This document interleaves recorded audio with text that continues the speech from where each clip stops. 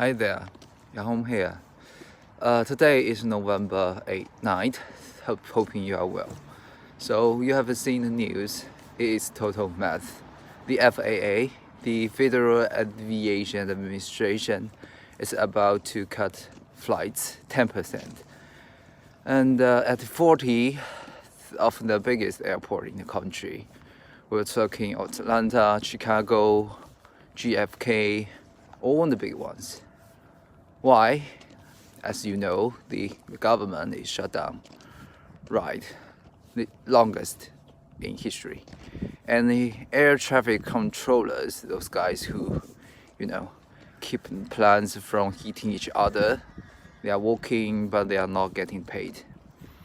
Now, surprise, they are tired, they are stressed, they are calling in sick. The FAA chief, this guy's Benford, basically just say, yep, it's getting dangerous, so that's us grounding plant right before Thanksgiving. Yeah. So look, everyone in DC is screaming. The politicians are all on TV. This is the democracy fault. This is the Republican fault. Trump is a monster. They are all missing the point completely. To understand this whole thing, you have to stop looking at the news. You have to look at the map. The United States is huge. It's a continent.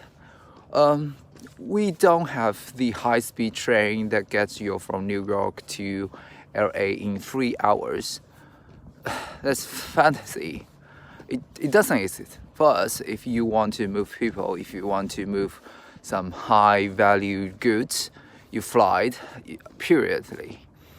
There is not other options. It is not luxury. It's not absolutely basic pump of our entire economy. Because of this, we built the most complex, most efficient, busiest air system in the world.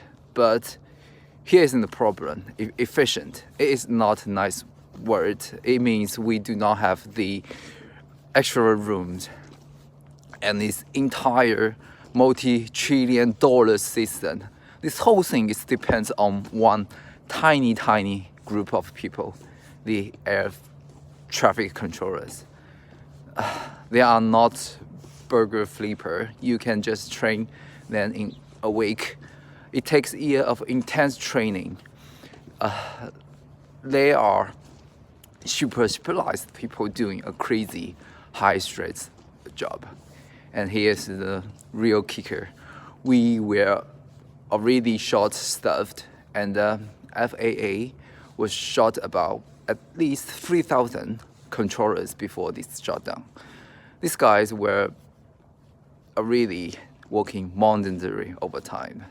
They were already working 6 days a week just to keep the system from falling apart on a normal day.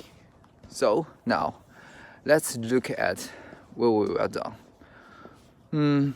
We took this one critical, tiny, already stressed out group of people, and we told them, hey, you still have to come to work. You still have to do this impossible job. You still have to keep thousands of people plans safe, but we are not going to pay you. What did they think was going to happen? You really think these guys are robots? The news articles say it's crazy. One controller, a single dad, said he's driving to send some food after his shift just to buy food, and he's sleeping 2 hours a night. Another union boss said these guys are texting him, I don't even have enough gas to get to come to work. This isn't a political problem anymore. This is a human problem. It's a math problem. So when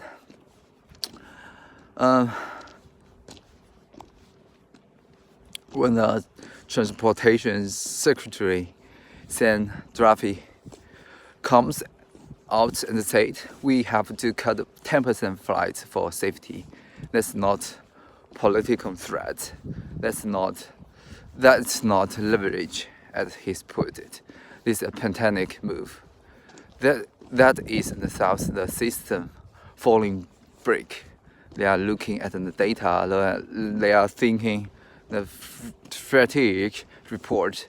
They know that these guys are one bad night's sleep, one distraction away from putting two planes on the same runway.